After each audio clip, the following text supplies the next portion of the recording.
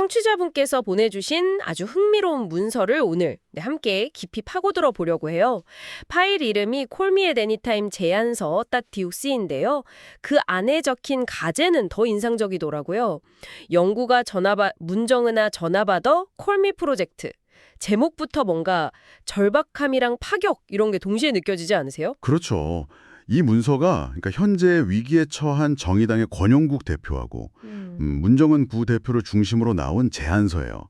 진보정당이 대중하고 소통하는 방식을 아예 정말 완전히 갈아엎어야 한다. 거의 뭐 혁명에 가까운 제안을 담고 있는 거죠. 시작부터가 굉장히 비장하던데요? 네, 스스로를 빙산 파편이 되어 뜨거운 바다로 흘러나가는 존재다. 이렇게 묘사를 하거든요. 빙산의 파편이라니?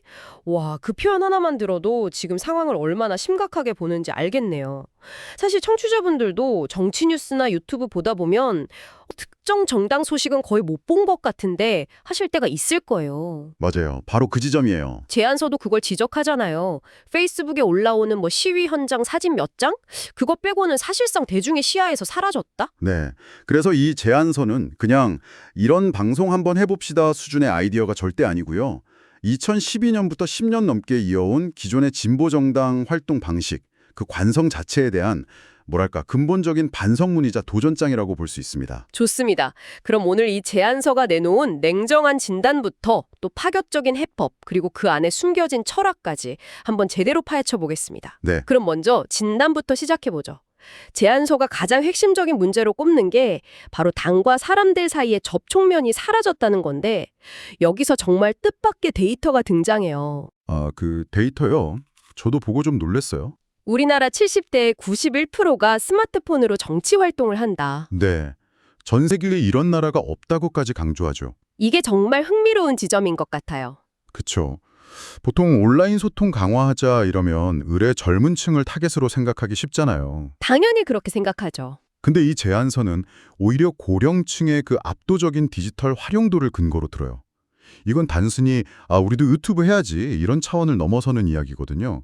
온라인 공간을 장악하지 못하면 이제는 젊은 세대뿐만 아니라 노년 세대하고도 소통할 수 없다. 말 그대로 전 세대로부터 고립된다는 그런 극심한 위기감을 보여주는 거죠. 그러네요. 디지털 소통이 더 이상 뭐 특정 세대의 전유물이 아니라는 현실을 아주 명확하게 보여주는 데이터군요. 그리고 또 하나, 정당의 역할에 대해서 아주 단호하게 선을 긋는 부분도 인상 깊었어요. 사회단체나 노조와는 달라야 한다. 그 부분 말씀이시죠. 네, 맞아요. 그 대목이 사실 진보정당의 오랜 딜레마를 건드리는 부분이죠.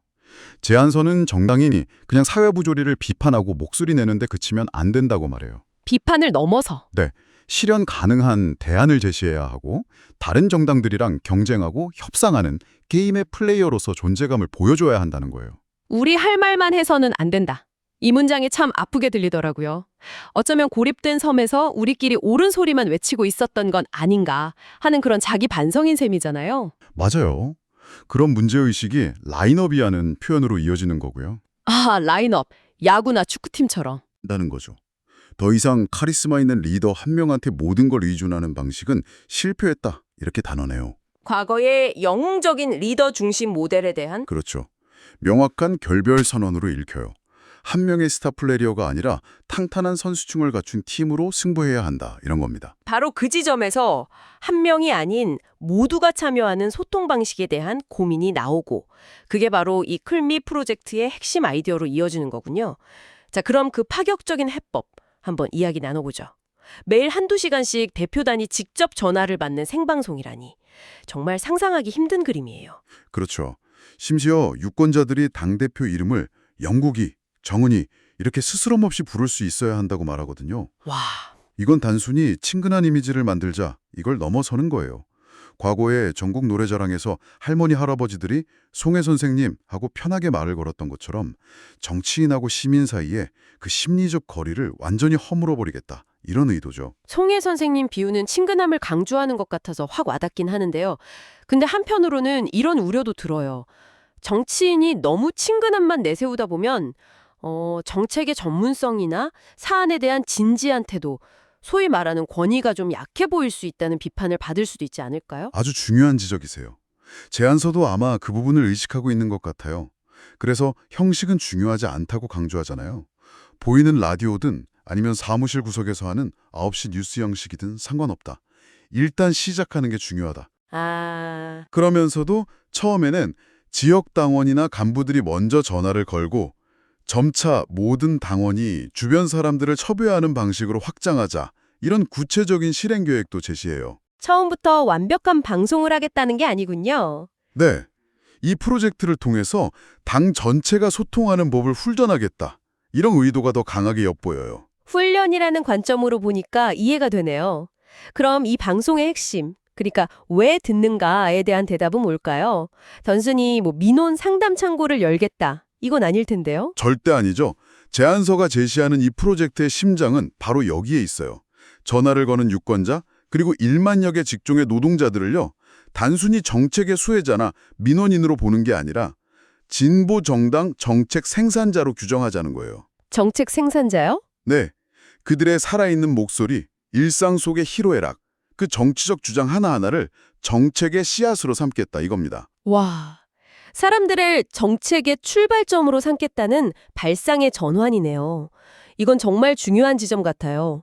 보통 정치는 엘리트들이 만든 정책을 국민에게 설명하고 설득하는 방식이잖아요. 그렇죠. 탑다운 방식이죠. 근데 이건 순서를 완전히 뒤집어서 사람들 이야기에서부터 모든 걸 시작하겠다는 거니까요. 바로 그게 이 프로젝트의 핵심 철학이에요. 뻔한 정답을 미리 정해놓고 제시하는 정치가 아니라 문제 진단부터 토론, 해결책을 찾아가는 그 과정 전체를 사람들과 함께 해나가겠다.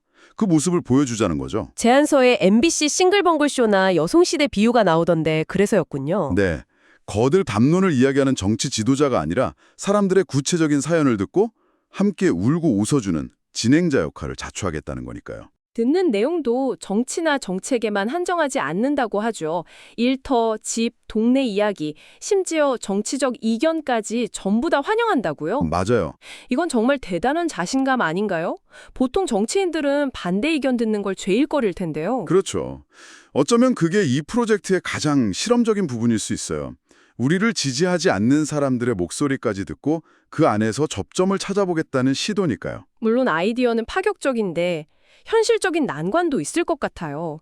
예를 들어 악의적인 비방이나 장난 전화는 어떻게 걸러낼지, 또 당대표의 한정된 시간을 매일 이렇게 쓰는 게 과연 효율적인지. 네, 그런 비판도 충분히 가능하죠. 제안서는 그런 운영상의 디테일보다는 일단 이 철학적인 방향성을 밀고 나가는 게 더 중요하다고 보는 것 같아요. 일단 부딪혀보면서 방법을 찾아가자 이런 태도를 읽힙니다. 그렇군요. 그럼 당대표단은 하루 종일 듣기만 하는 건가요? 그건 아닐 것 같은데요. 물론이죠. 일방적인 소통이 되면 안 되니까요. 제안서는 오늘의 정치 활동 보고라는 코너를 제안해요. 권용국의 희로애락이라는 이름으로요. 권용국의 희로애락. 네. 3분 이내로 한두 가지 주제에 대해 자신의 활동과 생각을 요약해서 보고하는 형식이에요. 이건 단순히 나 오늘 이런 일 했어요를 알리는 걸 넘어서요. 시민들의 이야기에 대한 당의 응답이라고 볼 수 있어요.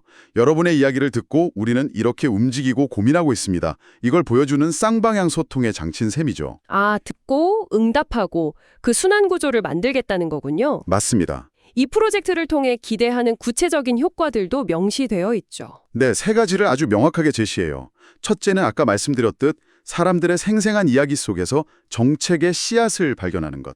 현장에서 길어 올린 정책. 그렇죠. 둘째는 동영상 쇼츠로 만들 만한 주제들을 발굴할 수 있다는 점이에요. 이건 굉장히 현실적인 고민이죠.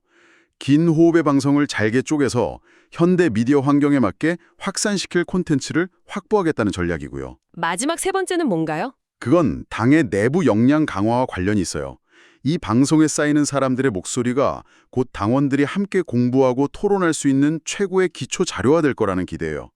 외부와의 소통이 곧 내부의 단련으로 이어지는 선순환을 만들겠다는 거죠. 월요일은 서울, 화요일은 경기, 인천 이런 식으로 요일별로 지역을 순회하면서 지역 위원장이나 당직자들을 출연시키는 계획도 있던데 이것도 같은 맥락으로 볼 수 있겠네요? 정확합니다. 이 방송을 중앙당 대표들만의 쇼가 아니라 전국의 당 조직을 연결하는 허브로 만들겠다는 구상이에요. 지역의 목소리를 전국으로 알리고 또 중앙의 고민을 지역과 나누는 통로가 되는 거죠. 흩어져 있던 빙산의 파편들을 이 방송을 통해 다시 하나로 모아보려는 시도라고도 할 수 있겠네요. 자, 그런데 이 모든 시도가 성공하려면 결국 기존의 정치판, 특히 온라인 공간에서 벌어지는 그 치열한 이미지 경쟁에서 살아남아야 하잖아요. 제안서는 이 경쟁 구도를 아주 냉정하게 분석하고 있죠. 네, 정말 날카롭게 분석해요. 현재 진보 정당의 대중적 이미지는 한마디로 아무것도 없다. 이렇게 단정해버려요. 와, 좋거나 나쁜 이미지가 있는 게 아니라 아예 이미지가 전무하다. 정말 처절한 자기 진단이네요. 그렇죠. 그러면서 다른 경쟁자들의 소통 방식을 딱 두 가지로 요약하죠. 먼저 친민주당 성향의 스피커들, 예를 들면 김어준, 최욱 같은 방송인들의 특징은 크게 웃는다는 거. 제안서 표현을 빌리자면 조롱과 비하를 포함한 온갖 종류의 웃음이 등장하고 그냥 웃다 보면 방송이 끝난다는 거죠. 반면에 국민의힘은 복수를 다짐하는 분노형으로 규정을 해요. 경쟁당의 나라를 맡기면 다 망한다고 외치면서 지지층의 분노를 자극하는 방식이라는 분석이죠. 이 분석이 정말 흥미로운 건 정치 소통을 일종의 컨텐츠 장르로 봤다는 점이에요. 한쪽은 정치 코미디 쇼, 다른 한쪽은 복수극인 셈이잖아요. 그리고 이 제안서는 그 사이에서 경청이라는 어쩌면 리얼리티 다큐 같은 새로운 장르를 만들려는 시도로 읽혀요. 아주 적절한 비유입니다. 제안서는 바로 그 웃음과 분노가 지배하는 현재의 정치 토론 공간에서 진보 정당은 완전히 배제되어 있다. 끼어들 틈조차 없다고 진단해요. 재미도 없고 그렇다고 누구를 향한 분노를 속 시원하게 터뜨려주지도 못한다. 네, 그래서 근본적인 질문을 던지는 거죠. 우리는 어떤 대중적 이미지를 만들 것인가? 그런데 이런 식으로 다른 정당의 소통 방식을 웃음과 분노로 단순화하는 게 자칫하면 또 다른 편견을 만드는 위험은 없을까요? 그들의 소통 방식에도 나름의 논리와 장점이 있을 텐데요. 물론 그렇죠. 이건 뭐 학술적인 분석이라기보다는 대중들에게 각인된 이미지가 무엇인가에 대한 전략적인 분석에 더 가까워요. 재미있는 건 이 제안서가 분노나 웃음을 무조건 나쁘다고만 보진 않는다는 거예요. 아, 그런가요? 네, 오히려 그것이 대중을 움직이는 강력한 에너지라는 점을 인정하고 문제는 진보 정당이 그 에너지를 만들어내는데 완전히 실패했다는 점을 지적하는 거죠. 즉, 이 제안서는 웃음과 분노를 완전히 배제하고 오직 경청만으로 가야 한다. 이렇게 보는 걸까요? 아니면 진보 정당만의 새로운 방식의 웃음이나 건강한 분노를 찾아야 한다는 의미일까요? 제 생각엔 후자에 가까운 것 같아요. 단순히 방송화나 하자는 게 아니라 당 전체의 캐릭터를 새로 만들자는 제안이니까요. 앞서 말한 라인업을 구성하는 정치인들 각자의 개성을 어떻게 조각해 나갈 것인지, 그래서 우리만의 유머와 우리만의 분노, 그리고 우리만의 공감 능력을 어떻게 보여줄 것인지에 대한 총체적인 고민을 담고 있는 거죠. 경청은 그 모든 걸 시작하기 위한 첫걸음이자 가장 중요한 무기인 셈이고요. 제안서의 마지막은 굉장히 철학적인 문장으로 끝나더라고요. 헤겔을 인용한 것 같던데 인정과 화해란 타인의 얼굴 속에서 나의 얼굴을 발견하고 타인의 정신 속에서 내가 집처럼 편안하게 느끼는 것이다. 갑자기 너무 어려운 이야기로 넘어가는 것 같기도 한데 이 문장을 왜 마지막에 넣었을까요? 이 문장이야말로 이 콜미 프로젝트가 궁극적으로 지향하는 바를 보여준다고 생각해요. 정치를 흔히 세상을 바꾸는 일이라고 하잖아요. 근데 이 문자는 세상을 바꾸기 전에 먼저 타인을 제대로 인정하는 것에서 시작해야 한다고 말하는 거예요. 아, 나와 다른 생각을 가진 저 사람의 얼굴에서 나의 모습을 발견하고 그의 생각 속에서 불편함이 아닌 편안함을 느낄 수 있을 때 그때 비로소 진짜 소통과 연대가 가능하다는 거죠. 그러니까 나 혼자 떠들고 행동하는 정치가 아니라 다른 사람들과 함께 기획하고 토론하고 행동할 때 그때 비로소 잃어버렸던 대중적 접촉면이 넓어질 수 있다. 프로젝트의 최종 목표를 압축적으로 보여주는 문장이군요. 맞습니다. 단순히 지지율 몇 % 올리기 위한 미디어 전략을 넘어서 정치의 본질, 즉 사람들과 관계 맺는 방식 자체를 바꾸려는 거대한 시도라고 볼 수 있는 거죠. 오늘 우리는 위기에 처한 한 진보 정당이 스스로를 구하기 위해 내놓은 콜미 프로젝트 제안서를 아주 깊이 들여다봤습니다. 이건 단순한 방송 아이디어를 넘어 대중과의 관계를 근본적으로 재설정하려는 하나의 정치 실험 계획서였네요. 네, 정치가 주장이 아니라 경청에서 시작될 수 있다는 믿음, 그리고 평범한 사람들의 지극히 일상적인 이야기가 곧 위대한 정책의 시작점이 될 수 있다는 철학이 담겨 있었어요.